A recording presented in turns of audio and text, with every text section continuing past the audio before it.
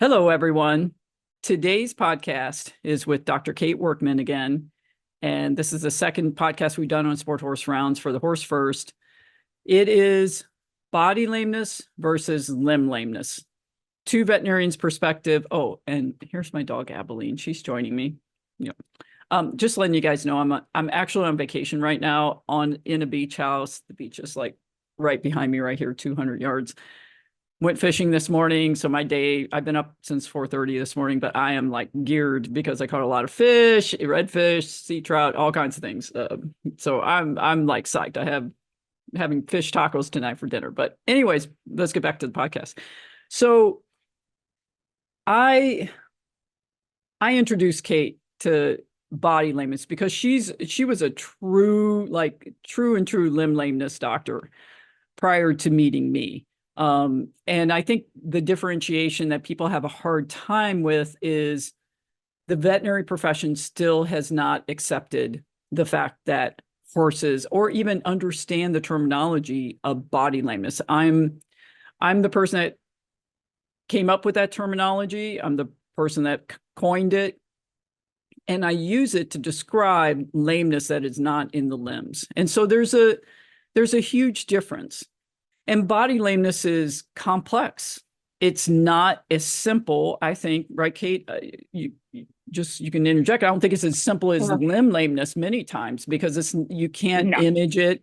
You can't diagnose many areas because it's all connected. It's literally all connected. You have one thing wrong, it affects the whole column. And that's where, to me, people get really, really their understanding, especially veterinarians' understanding of how it all works, is the hard part for people to conceptualize, and also is the reason why as I said before, our profession is not advanced, because most people call themselves sports medicine veterinarians, right, Kate? And the majority of the veterinarians only do limb lameness. And tell people your perspective from being a true, I've never been a limb lameness doctor. Tell people your perspective of being a true limb lameness doctor. Yeah, so I think it goes back to veterinary medicine as a whole, right? When you graduate veterinary school, you can practice on anything. Right? There's no legal requirements, there's no differentiation. Then you get to equine, and even further, you can say, well, I'm an equine veterinarian. You could do anything within that. And so you can then specialize into certain things. And so when I really knew I wanted to be an equine vet, and then I knew I would just want to do performance work, I went into a strictly straight performance practice. We did no general practice. We did nothing kind of routine, none of those types of things. We just did sports medicine. And that's what I focused on for years. And so with that and with mentorship and all of the things that you need early on as a practitioner, I was extremely comfortable in what I would call the basics of sports medicine. What does that mean? It is lame, blocking exams, thorough imaging of the distal limbs, referring things for MRIs, for CTs, biologics that should go in a limb, rehab plans that follow limb injuries, even watching performance horses go and flexing them, and all the nuances that go along with that, and being really comfortable with anything that goes on down there. I could inject anything, just boom, boom, boom, no problem. And that is something that not every equine vet gets to anyway, because that's not their daily practice. There were days where I might see 30 lameness cases in a day. Like if we were at one of the big horse shows, they are lined up for hours. Mm-hmm. And so, especially as a young practitioner, that's why I am always grateful to my internship. It taught me a tremendous amount of things because very few people have that experience of getting to watch horse after horse after horse go. It's like riding a bike. If you rode it once a week, you don't get very good at it. If you ride it for hours a day, you get fast and you get really good. And so that was kind of my general rule of thumb, is that anything from the limb down was solid, taken care of. I was staying up on what the latest biologics were and the pros and cons of those and all of those types of things. And then where I would kind of delineate that to body lameness and dysfunction. And I felt it many times being a practitioner and going, oh no, I have one more block to go. And what happens if it doesn't block out? And then you're like, okay, well, then I'm going to take neck and back films. Well, what happens when those are normal? That happened routinely. Yeah. I remember working up one horse. I was working in Arizona and the horse was bilaterally lame behind. We blocked both hind legs all the way up. It did not get better. So we sent it for a bone scan. It had clean back film. Sent it to a bone scan. The bone scan was boring, like most bone scans. Now I would love to get the horse's bone scan because I would have a different perspective now. But we were like, there's a couple little things. Nothing really lights up. Okay, well, then it must be EPM. So you treat it for EPM and you do a tap for Yeah. EPM and it doesn't have EPM. And those cases are the ones that I was like, no more am I going to have cases like that. And so that's really the switch for me. It's that it is not that what I had learned and what I was practicing was wrong. I just decided to focus on that next level of things. They're both important. They're just two different sides of the coin. But don't you think that, and here's the thing, you know, I approach the veterinary profession from, I have an older perspective, right? I mean, I had careers before. I approached things as a problem-solving problem. And it was interesting to me that once people got to the carpus, or even if they wouldn't even block, I mean, most horses don't have elbows. I'm just telling people like this, like the elbow is non-existent. They'll skip the elbow to go to the shoulder. And right, I mean, I find this amazing to me. Like it's like taking a wheel off of a car and wondering why you only take 4 lug nuts off. And you're like, why isn't this tire coming off? And it's got 5 lug nuts, right? Because you haven't taken the 5th one off. That's how I feel like our profession is many times, right? They can't see that there's another lug nut there because it's not even in their, you know, wheelhouse of things. So, and I injected almost everything on a horse. Not elbows, I bet. Fairly easily. Not blind, no problem. Me. Never once would have occurred to me to inject an elbow.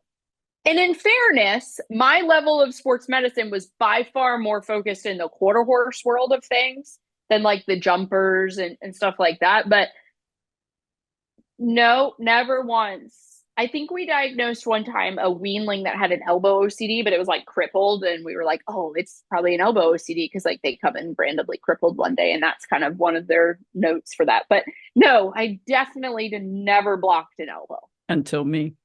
Well, you didn't block I do elbows all the time. I know. I was like, you got to inject the elbow. And you're like, what? I'm like, yeah, it's the elbow. And you're like, I'm like, yeah, they don't have them. That's okay. Just like me. I don't have an elbow. But it's interesting to me because people have this elimination already. Like it's already a body part that's eliminated. And I find that, you know, I've always said, when I ride horses, I ride the body to move the limbs. I don't move the limbs. I mean, you can, if you do, you know, on the ground stuff, you can move the limbs to move the body. But when we ride horses and compete on horses, even draft horses or competitive driving horses, you use the body to move the limbs.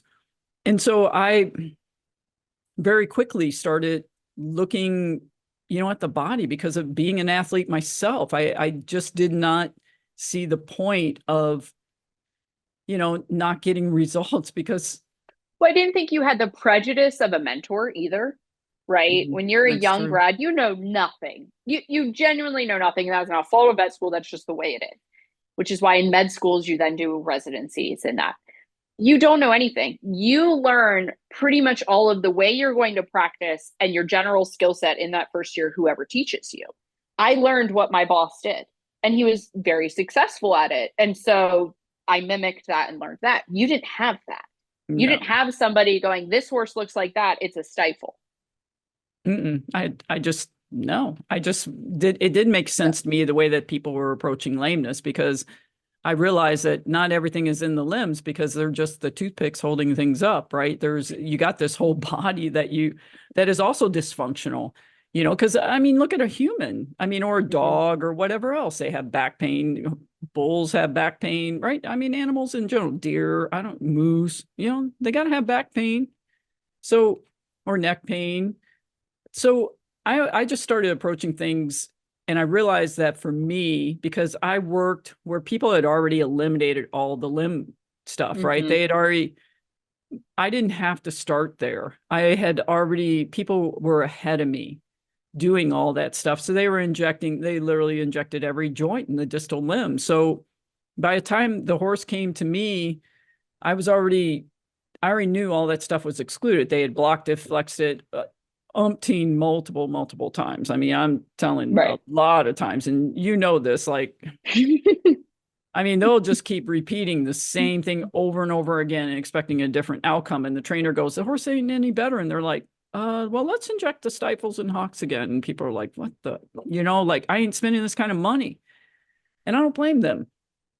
So it came to me that the majority of things that I personally was seeing, because I have a strong background when I first started practicing, working with chiropractic osteopaths, working in FEI, doing acupuncture, doing myofascial stuff. I believe in all those things because I personally did it. And that background made me realize that, a horse that can't bend its rib cage is not going to be fixed by injecting the hocks and the stifles and the coffin joints. It's not going to fix a horse that's hollow and bulged. So what I realized is that the majority of things that I was seeing was in the axial skeleton. And then, which nobody was really looking at. I mean, yeah, they were injecting, quote, SIs, right? But it was Philippe Benoit. He's a French doctor, veterinarian, exceptional veterinarian. And he kind of opened the door to show me that, there are a lot of other things that I already was looking at, but he expanded that knowledge even more because he was a, Olympic veterinarian for a couple countries and everything. And so I learned from him and some other veterinarians, and I just took that information and just started expanding on it. And as I rode more horses, as we rehabbed more horses, I realized that the majority of things that I was seeing was actually up high. And that's when I termed body lameness. And so I think it's something that we as a profession, as a veterinary profession, people don't know about, and trainers themselves, like the case I talked about last time.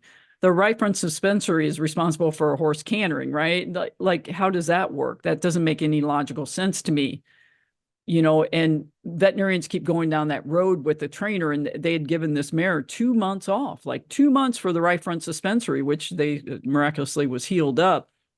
But the canter, once the trainer put the horse back into work, she couldn't canter. Mm-hmm. And so I treated the horse. A week later, he texts me and says, horse is 100%. Thank you. And I was like, no problem. Easy peasy, man. This is easy. But it's making people understand what Kate and I are going to go into is the complexity of body lameness, which I find, depending on the section of the horse, which I have to tell people, I had to realize how to treat horses in sections, right? Kate's had to learn the same thing. And I thought it was some kind of genius, literally. I told Kate this before. I literally thought I was like, oh, I figured this out with horses, like these sections and how to break it down and how, I'm thinking, well, I didn't think I was a genius. I was just like, I figured something out. And so I'm doing all this research and I find this paper on a goat. And I still have it. Remind me, but they broke goats down into these sections also, like first section, second section, third section. This is like 6 or 7 years after I had already started contemplating my hypothesis on sections of how you have to treat a horse. But it's really your neural sections, right? I've thought about that after the fact, and it really at first was like, okay, sections, but really it would be how you break down and localization of a neuron, like a spinal cord problem. If it's from here to here, you see these. If it's from here to here, you see that. If it's from here to here, you see that.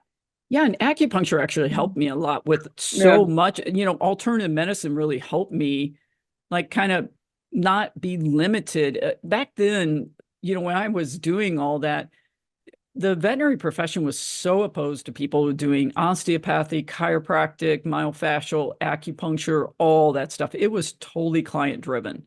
And so there was such a huge criticism to people that were doing that. But in the upper sport horse world, people demanded it. Like they knew this helped their horses because they could feel a difference. So once I realized that acupuncture and understanding where the biggest movement is in the horses, like how they biomechanically move, then I realized how you really need to figure out body lameness and how to treat it in these sections, because you and I both agree the hind end stuff, if they don't have like a OCD and they're, old OCD or a chip or cruciate that's torn in their stifle or meniscus, the rest of the stuff is easy, right? Their hind end stuff will get better with treatment, and sometimes it's multiple treatments. If they have a coxofemoral injury, hip joint injury, well, the odds are you're not going to fix that. That's different. But the majority of the body lameness from the lumbar and the pelvis is actually not bad. I mean, they may drag their limb for a while and toe tick and toe stab and, but overall, if the horse gets the treatment it needs and it's rehabilitated properly, then the horse gets better. Kate and I will tell you some of the most horrible injuries and sections of the horse, which is from the lower cervical to the TL junction, the thoracic, the sternum, the scapula, behind the scapula, the thoracic spine, and the nuchal ligament and everything. That region of the horse, I call it the second section, is horrible, isn't it? It's the worst. I have yet, and I mean, I've been doing this less years, obviously, than you.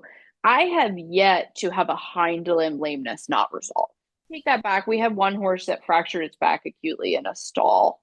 And it got substantially better, but like that was always a chronic. It always kind of had a problem. But in general, if they come for a hind limb lameness that doesn't block out, easy all day long. And that's what I tell people, like my clients, when they're looking for horses. You can buy a horse crippled behind, no problem. Up front is an entirely different beast. Yeah, and I got to clarify for Kate, she hasn't seen as many horses or treated me, but the majority of the horses that I cannot resolve have coxofemoral, like medial round ligament, like the ligament of the coxofemoral joint, the medial side of the psoas, all that area. If it's injured, many of these horses cannot recover due to the severity of it. And those are the exceptions, which on the top of my head, I can think of 4 horses thus far, and one I personally owned. And she taught me a lot about this. But, the shoulder, what I consider, there's a new name for it, people. I call it CCSG. It's cervical, thoracic, costal, sternal, scapular. Girdle, right? I had to think of this long word. I mean, it's long, but it defines exactly the area. It's called, abbreviation is CCSG. We're actually putting together a paper describing all this and the treatment of this. It's why my first seminar for veterinarians is girthiness and equipment lameness in equid species. The reason why it's the most important seminar is the fact that every day, right, Kate? Every single day we see horses that have these injuries caused by that are behind the scapula or the thoracic or the sternum. How many horses have we had with fractured sternums, deviated sternums, that are, they're actually unrideable. The majority of them are completely unrideable, and they're all behavioral. The sleep-deprived collapsing horses fall into that category. Yep. And they a lot of times on pathology too, like the lumbar tends to be a little bit more straightforward. Number one, it's more straightforward biomechanically. Number two, it's just simpler back there. But that region of junction, you have so many muscles pulling at different places. You have lots of ribs you can't get to. There's so much nerves that are just protected by musculature. So you get an injury on the subscapular portion that you can't get to, you can't heal, a million things slide over it. Like that just becomes a chronic problem. And when we necropsy them, so many of these horses have really damaging thoracic regions from like T2 to T4, 5. Like the facets are just destroyed. And that's just a very hard place to get to. Do you remember that horse that we necropsied in the costal literally the costochondral junction and the sternal ribs? Remember when I was taking those apart and the ribs at the articulation of thoracic, how calcified and thickened, and it was horrible. I mean, it was horrible. And because we do necropsies, like real necropsies on horses, not these, people doing them that don't, number one, they don't have the education to do these, or to make assumptions for things that they claim is wrong with the horse when they don't have the knowledge or the education to back that up. So this is a huge pet peeve of Kate and I both. You have non-veterinarians that have absolutely no education. I would say the exception to that rule, who is someone that I highly, highly respect, who can blow me out of the water, can blow any person I've ever met in my lifetime as far as anatomical structures and necropsies, is Sharon May Davis. And Kate and I have personally worked with her, and she is amazing. Sharon's the only other person I can tell you that is that qualified, that should be teaching necropsies, number one. Ivana does them too. She's a veterinarian. So for sure, Right. Sharon is the only non-veterinarian. Ivana's a veterinarian. But even still, I don't know that I've ever met a veterinarian that's doing necropsies that's not a pathologist. And when I did it in pathology in vet school, you're like looking for colics and taking gut lesions or taking spinal cord segments for EPM. Like you're not doing a sport horse type layer by layer, muscle by Right. muscle necropsy. Exactly. Remember that horse we found that had the rib, the huge, remember I was peeling it off, and the horse had fractured its rib. The last horse Find we a did, lot of old fractured ribs. oh, lots of old fractures.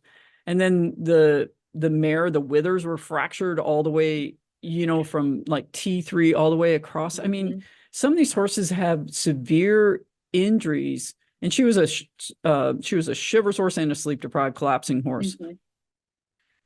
But so many of these injuries are undiagnosed, and they're in their axial skeleton. And those are the things that is important to realize is, number one, we're limited by what we can do diagnostically, right?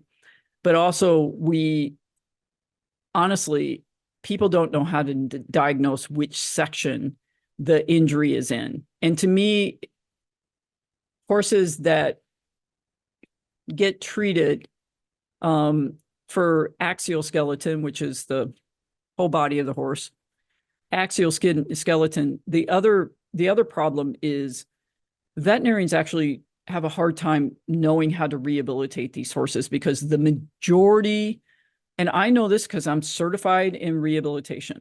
Okay. I'm a certified rehabilitation veterinarian. When I learned getting certified in rehabilitation was going back to vet school. It was literally relearning things that I had already learned in vet school. It had absolutely nothing to do with rehabilitation.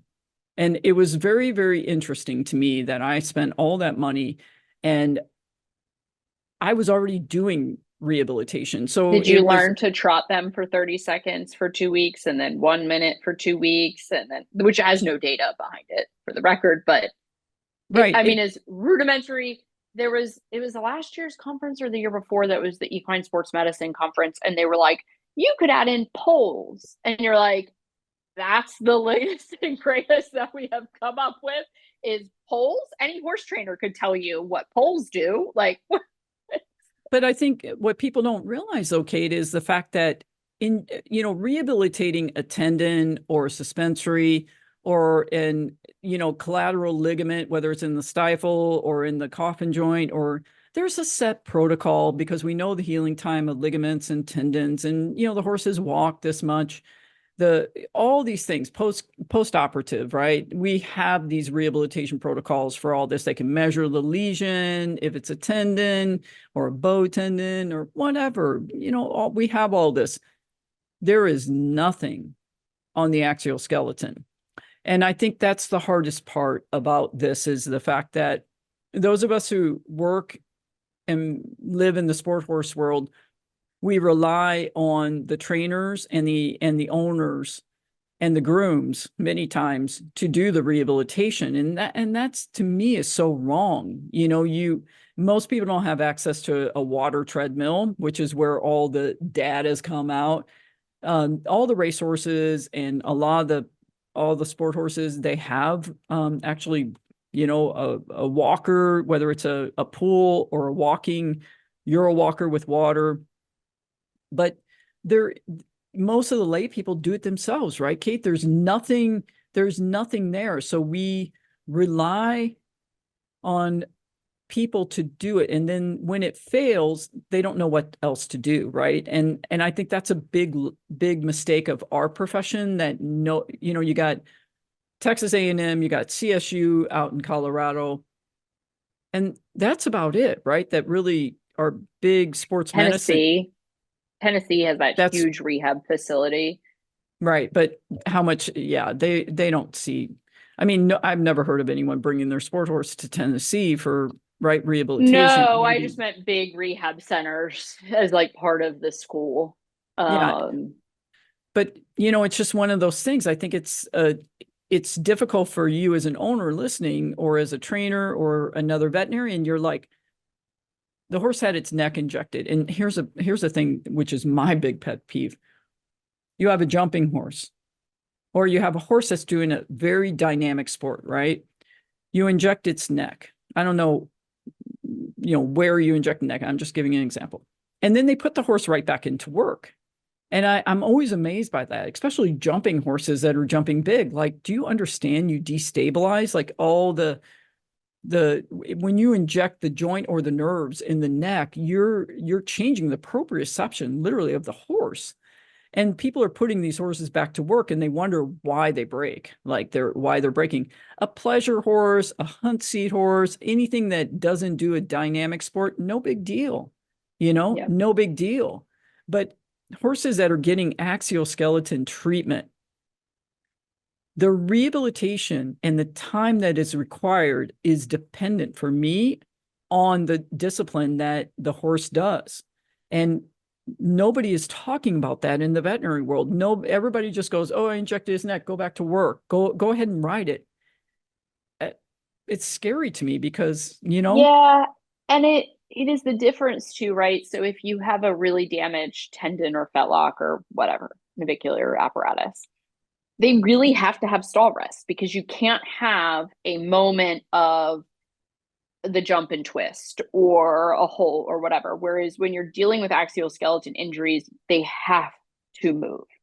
Locking them in the stall is the worst thing you could ever do, even when they're crippled. So, like the horse that broke its back, it lived here for 10 or 11 months, I think.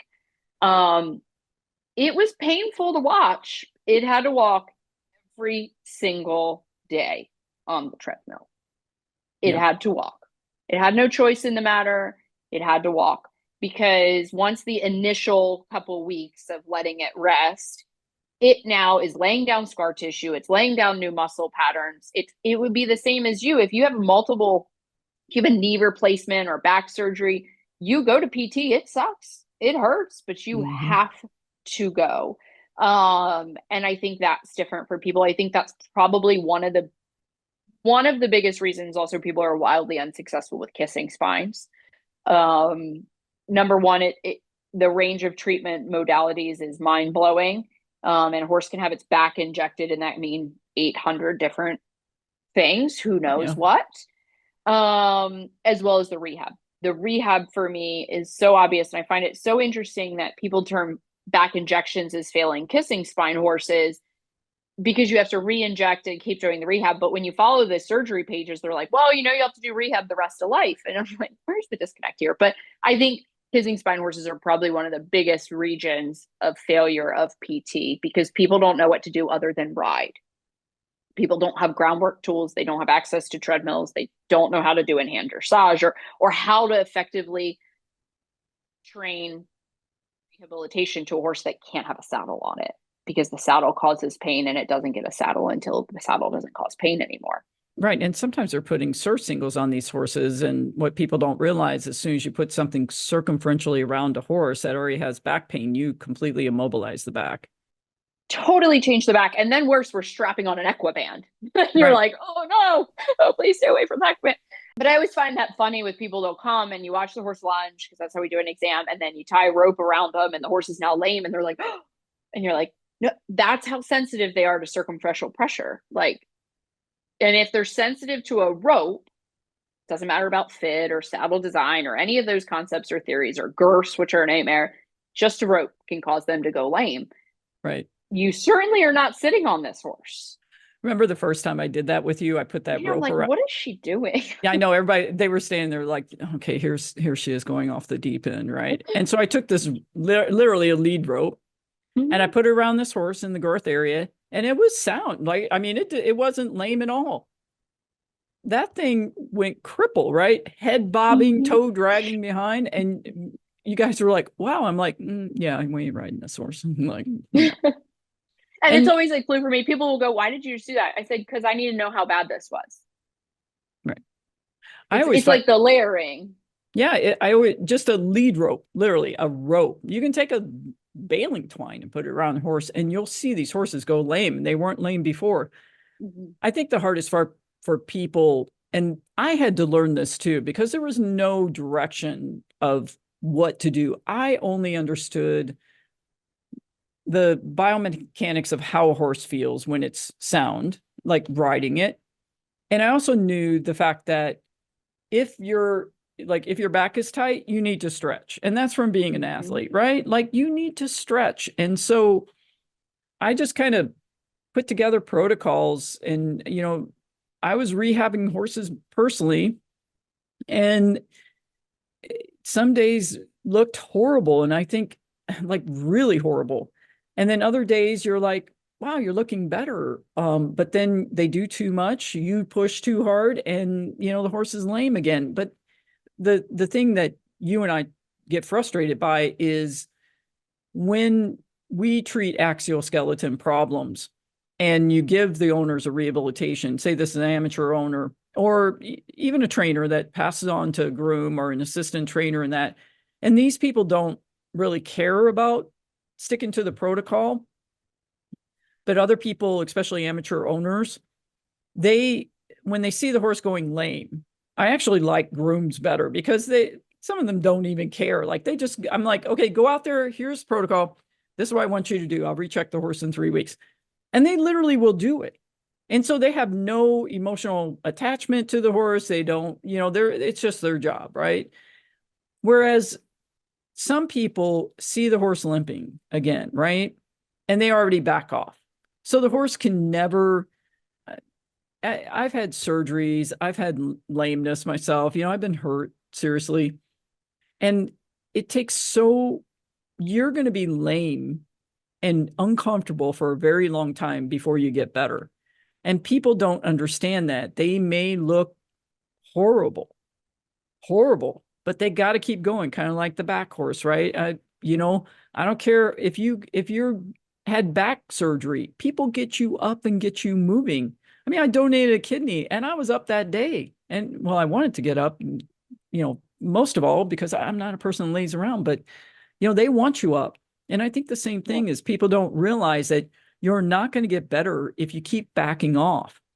When I think the flip too, like it is such an art form to learn how to rehab these. Yes. It is absolutely, because it's feel from the ground, not from riding, right? It's the same thing. You can't teach feel to a rider, no matter how many riding lessons they have. People either have it or they don't. And rehabbing these things really at a good level takes somebody that just has the feel of knowing we're lamer today, but they need to stretch, or, oh, I did too much today. I'm going to back off and maybe do some extra massage or stretching or whatever. I'm going to change it up today. Or it takes that moment by moment, which, exceptional horse people do that on the fly without even thinking about it. They do that in their riding. They slightly change a leg or they shift their seat, or they're constantly changing and adjusting.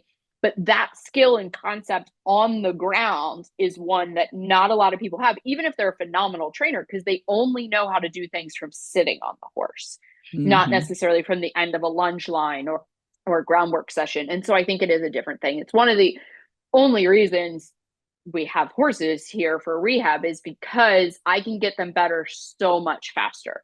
So what takes somebody months to year at home, we can do way faster. I had a horse that came 4 weeks ago. I treated its pelvis. It had come with the long history of all the reasons why it wouldn't go forward and rear and box and won't hold a lead. And it got worked up at a university and had bone scans and this and that. And the best they came up with was EDM, which is the catch-all for we have no idea, but we're going to euthanize your horse is the only way to diagnose it. Explain to people what EDM is. So it's a upper motor neuron degeneration. There's not a ton understood about it. There's two concepts. It's either the 2-year-old quarter horse that gets progressively ataxic and very neurologic, like stands funny, circles, acts blind. Or there's now this concept that like it's a middle-aged horse that just starts getting behavioral, which as of yet has no scientific proof behind it. But it is the catch-all of the day of I have We no don't know. idea. So let's Here's kill it. maybe a differential diagnosis, but Yeah. you'd have to euthanize it. And oh, by the way, only one lab reads slides on that. So you'd have to send it to the special lab and blah, blah, blah. So what Kate's saying is it's in the central nervous system, like the brain and the Correct. spinal cord, versus a lower motor neuron, which is from the spinal cord out Down. and the nerves. Yeah. So very different. I did his pelvis. He came back 4 weeks later. She thought he was sounder. I watched him and I would argue he was sounder, but like he was still neurotic. He was an off the track thoroughbred. So like you can understand the picture. And I pressed her. I'm like, okay, well, did you do the rehab? Did you do this? Well, I had to move my kids to school and I didn't do this and I didn't do that. I just haven't had the time. I'm like, okay, leave him here for 3 to 4 weeks because this horse is lucky and that adding a saddle doesn't change his movement patterns. So easy. Leave it for a few weeks. Well, that was tough, right? Financially, it's a tough investment. They can kind of wrap their head around injections, but especially if they own their own farms, they don't want to pay for rehab. And I'm like, in 3 weeks, I can get you riding this horse again. There's also a very working type of thoroughbred. Like it needed 2-a-days for a while to get its brain back in check. They've been riding it all this week. It's like lovely. It walk, trot, canters under saddle. It's happy. It's all these things. And I didn't want to spend her money re-injecting things I was seeing. I needed to give Julie a chance to see if that would just rehab out or if we were going to start to see things coming up. Well, I think that's an important point, right? Is everybody wants to stick a needle in it or have a pill to solve the problem. I don't care if that's a horse or a human or whatever, right? Yeah. I mean, it just seems that we want a quick fix for all this. And what Kate and I are saying to everyone is axial skeleton problems, body lameness problems are not a quick fix. The majority of the time, it is a limb stuff. We have a protocol. We understand it completely. You can block it, flex it, blah, blah, blah, X-ray it, CT it, do all this stuff. When it comes to body lameness, it is the majority. I mean, if it's a 2 and 3 year old, yeah, that does a non-dynamic sport, it's not difficult. Like it's cool to get them back, especially if it's back and pelvis. But I think what people don't realize is that body lameness in itself is not a quick fix. And injecting the hocks, that can be a quick fix. Injecting the stiples can be a quick fix. Injecting coffin joints can be a quick fix. Injecting a neck of a horse is not a quick fix. It's actually one of the slowest processes I find, injecting a neck, because it takes 3 months sometimes for the horse to actually start carrying itself. But if it's back in the third section of the horse, the lumbar and pelvis doesn't work, well, you just inject in the neck. It's overloading. The neck is going to come back, right? The veterinary profession does not know the biomechanics of how to approach many of these problems, right, Kate? And I think that's a big problem, And I think it's because it is never a singular issue. Exactly. Ever. People have to understand that. You do not have one spot of kissing spines. No. You do not have that. No matter what your x-rays say, you do not have one spot of kissing spines with pain causing dysfunction. Ever. You don't have one cervical facet causing dysfunction. That is never the case because it all works together. You might have the one that is the worst spot in the chain, but the entire chain has become dysfunctional. There is no way to have an SI problem and not a lumbosacral problem. They're too interconnected. Well, I find that very limited sacroiliac. I totally agree. Very rarely is the SI, that can be a whole podcast, is a problem. But if the SI is actually damaged, like I had a horse that's splayed and acutely torn, they can happen. The rest of the musculature in that region has not become painful and dysfunctional. There is no way the other joints don't carry increased load because now that hurts. Then the neck hurts because they're heavy on their forehand. And then the shoulder girdle starts to break down because they're just this. And like all of those things happen. Boom, boom, boom, boom, boom. And so that's what else is people have to realize that the horse may have kissing spines, but it also has cervical thoracic dysfunction. It also has lumbosacral dysfunction. It probably has a core problem. It can have all of these issues that makes the back and the kissing spine too painful to perform. Right. Because horses, I mean, unless it's genetic, and the jury's still out on really that is kissing spine genetic. Italy, the people in Italy did a great paper on thoroughbreds with kissing spine that they radiographed young foals, and it was there. I mean, there's cystic lesions and everything, and there's genetic component to this. And I think that's true in some genetic bloodlines. But the majority of kissing spine that I see in practice is caused because the horse is going around with its high head, or people are forcing a headset, saddlebreds and Morgans, or draft horses in the hitches, or riders that are forcing compression, and the horse inverts its back. Well, guess what? The spinous processes come together because the muscles are contracting, and then they can't use their abdominals, the lumbosacral gets hurt. Anyways, it's the fact that none of this, as Kate said, is one single thing. It all works together. And we have done necropsies on failed kissing spine surgery horses. And what people don't realize, and this is what you need to know as a listener, because this is body lameness to a T, from the mouth of the horse to the tail of the horse. A lot of these kissing spine horses, is the fact that when we necropsy them and you look at their bones, when people cut their dorsal spinous processes off, or many times do the interspinous ligament surgery on severe horses, try to at least, what you don't understand is what's deeper looks horrible. And it does horrible. Like, and that's why for me, when I'm treating mild to moderate kissing spine horses, when the radiographs are like that, I tell people, like, the nerves are, everything is compressed down there, like way deep down there. Everything is compressed. The nerves, the facet, the rib articulation, like none of this stuff is working. It's shut down. The multifidus muscle doesn't even work. So the epaxial muscles along the back, which is in the body, have to work harder. And then the abdominal muscles stop working. Yep, completely. So when you look at this as a whole body thing, which is why I came up with body lameness, is because you cannot just say T6 is the problem. I know T6 is a problem. I inject T6. Well, actually, it's hard to get to. I can do it, but it's hard, as you know. Sure. Okay, let's use the better one. T15. Sure. I see, the facet is pointed on the ultrasound. It's, the remodeling on the X-ray. We inject T15. And you think this is going to solve the problem. It doesn't work this way. It might for a few days, weeks. That's why back injections people don't say, right? You dulled some pain right there. You put steroids, so it's going to help to some extent. And then the whole cycle starts over because you didn't really fix why they were there in the first place. Right. Right. I don't. Sorry. Yeah.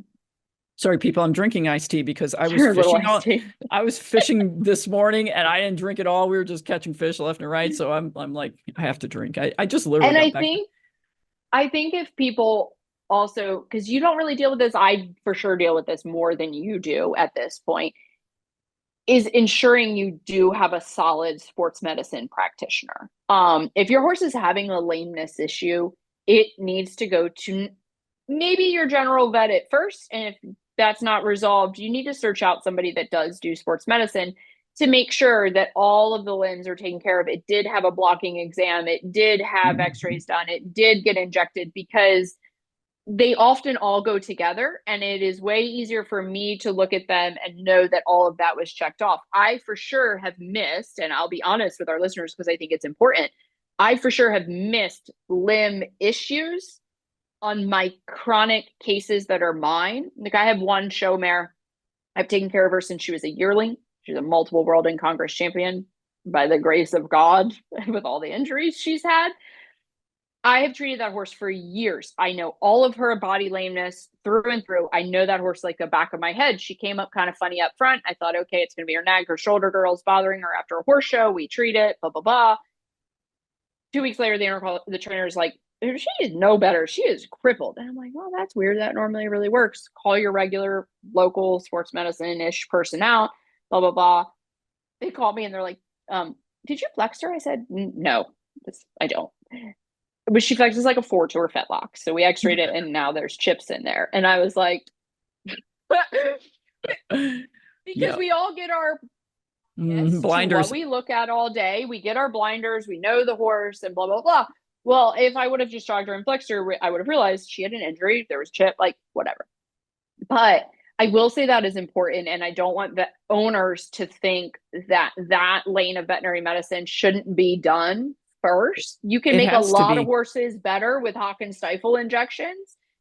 Yep. We are really here to deal with the body lameness when either they don't fit a routine category or those routine injections did not make them better. But like I had a lady contact me from Canada wanting her horse. She thinks it has body lameness. She sent me videos. It for sure does.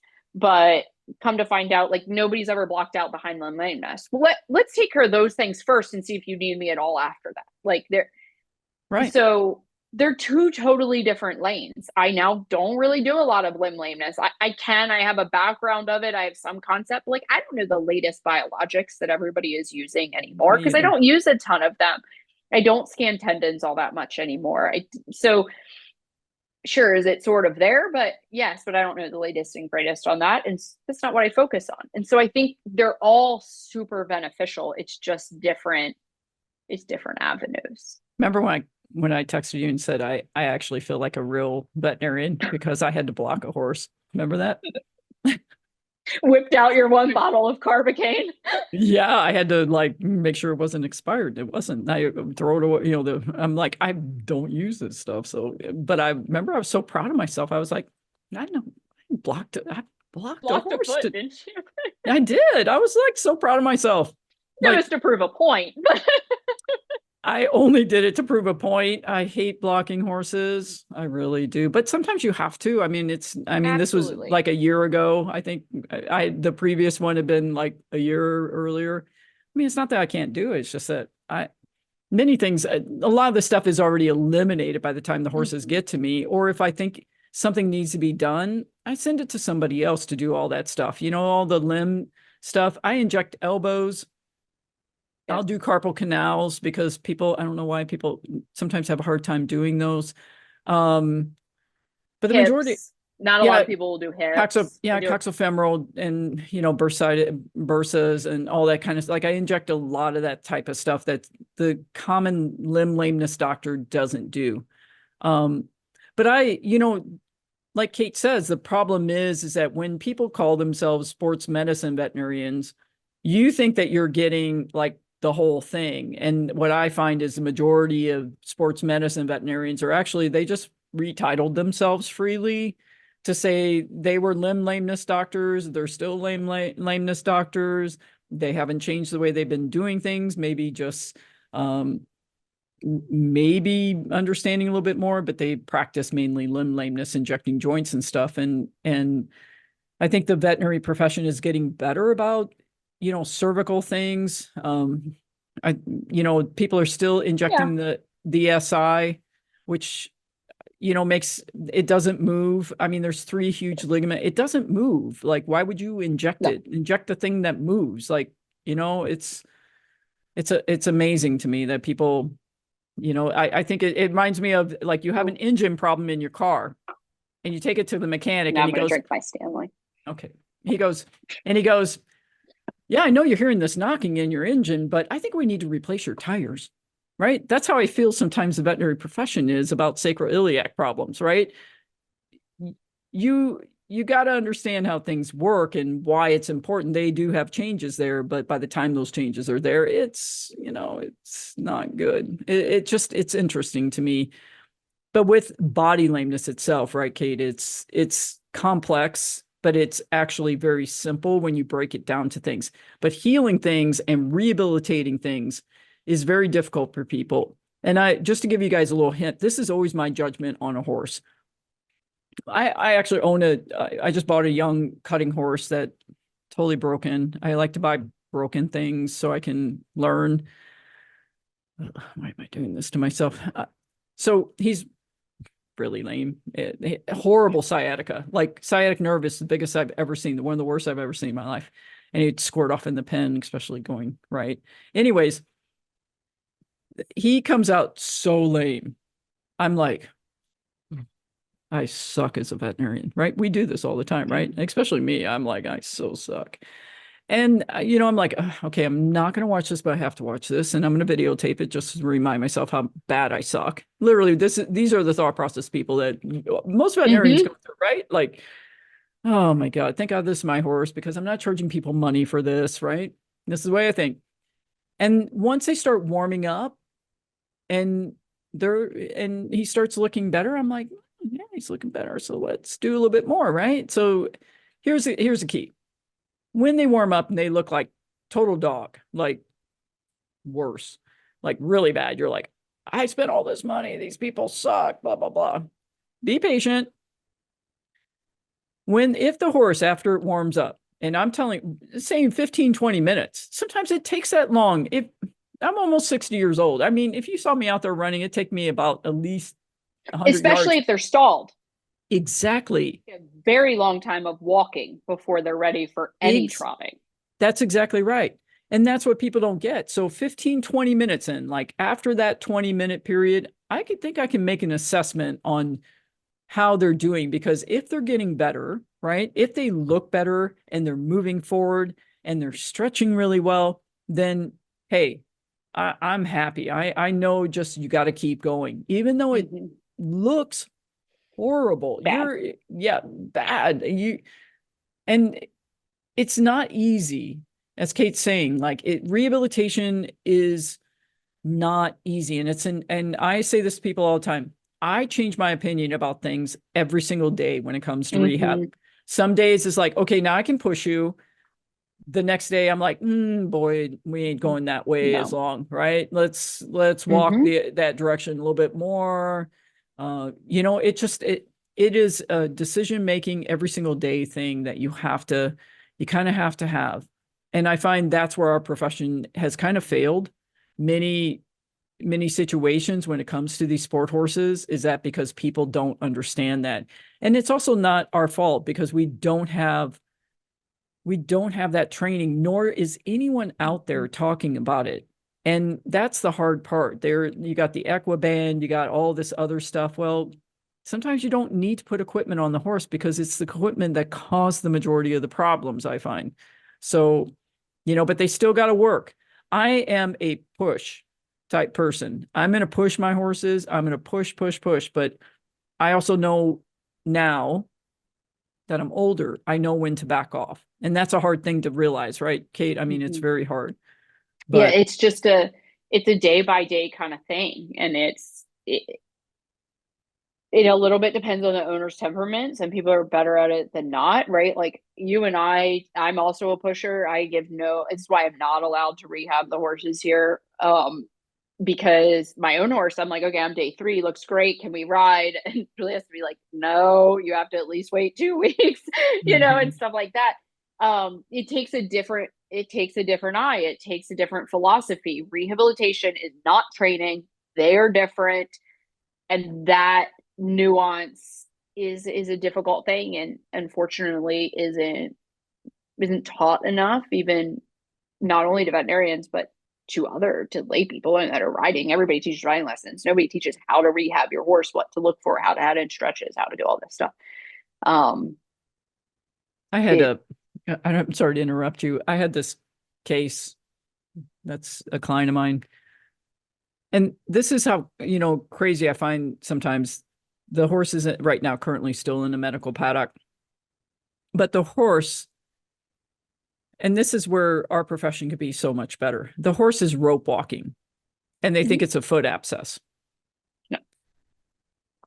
Like, and it can't bring its right front leg forward, like on the stride. It's not head bobbing lame. They'll trot it. It's not head bobbing lame, but it'll rope walk in front, like without equipment. It was so lame. Okay, here's the other thing. It's lame, seriously lame one day.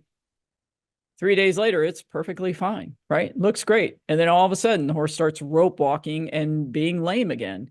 And it goes up and down up net. That cannot be in the foot. Like, and they block the foot out. Yes, the lameness gets better to some degree, but the horse still rope walks and it still can't bring its right front leg forward. Yes, it may not be head bobbing lame, because what you don't realize is, that's the nervous system too. It's the proprioception. It's like shivers horses that get abscesses in their hind feet. They're going to shiver like crazy because of the nervous system, the proprioception and the nociception aspect of the nervous system.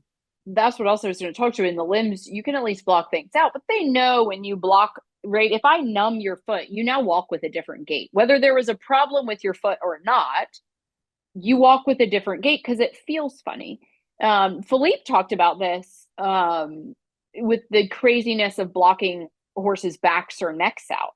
And they had done this study, and I was so glad he talked about it at FAEP that year, because people go, well, I blocked the kissing spines and it got better, so it must be the kissing spines. And so they did the paper, and if you block axial skeleton in any section and whatever, it changes all of the biomechanics in normal horses. So they took clinically normal horses, they blocked out sections of their back, and it totally changed how they move.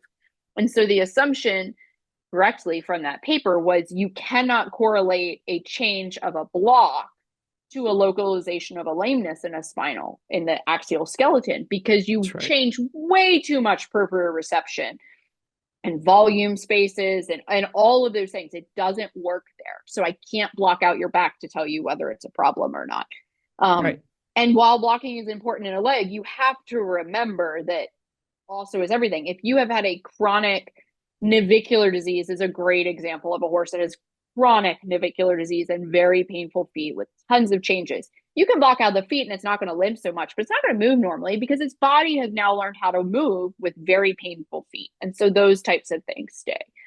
But the back blocking always, they'll block the neck too. You're like, I know, and that's dangerous. Anyone made me way too scared to put lidocaine close to his spinal cord. But yeah, I've just never believed in that, because it logically made no sense to me. Studies show that it doesn't make sense. That is not an acceptable diagnostic.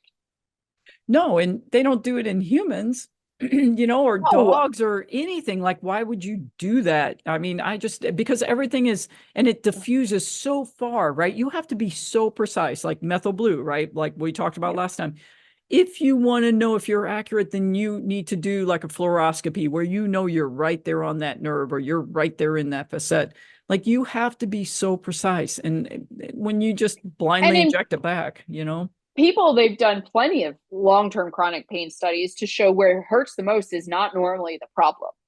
Yes. Like, that is well documented in humans, is that the spot of your back or your sciatica or your foot numbness, the thing that clinically bothers you the most is not normally the actual problem, because the way pain layers on and compensation patterns layer on. So there's never one singular story. I think it goes back to the same.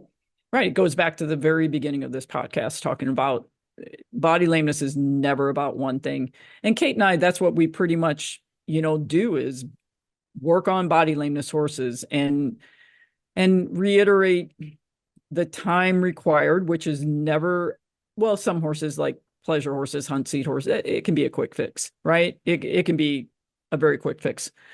But other industries, anything dynamic, it's never a quick fix. I have a strict protocol that I go through. All my clients know it. They've been with me forever.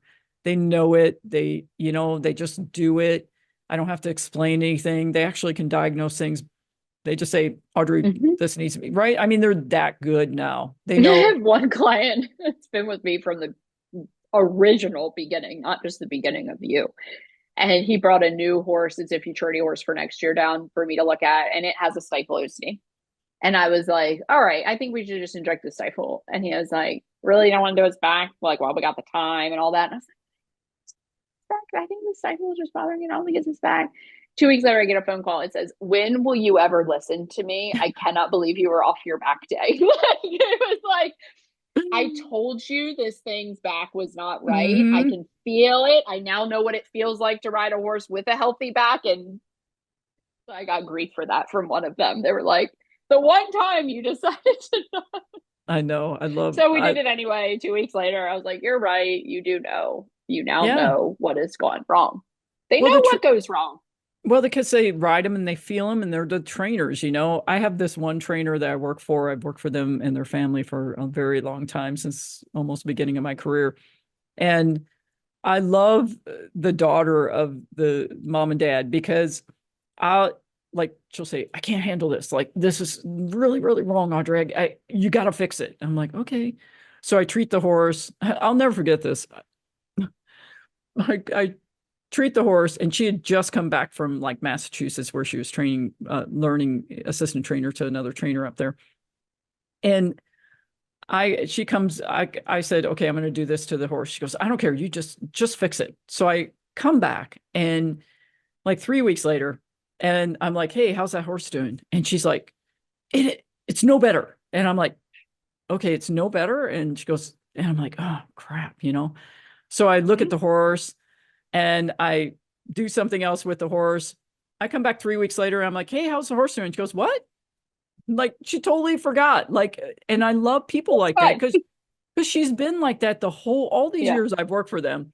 If it's still there when she's training and riding the horse, it drives her crazy, right? But as soon as it's fixed, it's like, whoop, there was never a problem there. She doesn't even remember that there was a problem. I'm like, hey, how's this horse doing? Great. Why? Yeah, I'm like, oh, we're doing great. We finally switched. Our left used to be the better, now it's the right. So we know we're on track because it yeah. always flip flops. And Oh yeah. you're like, Hey, okay. Kate, that's a really good point, because, and I remember I told you this, like, when the bad side becomes the good and the good becomes the bad, that's when you know you're actually making Yep. progress. And now And all my trainers know that. They're like, well, we're exact just this close because now the bad side looks great.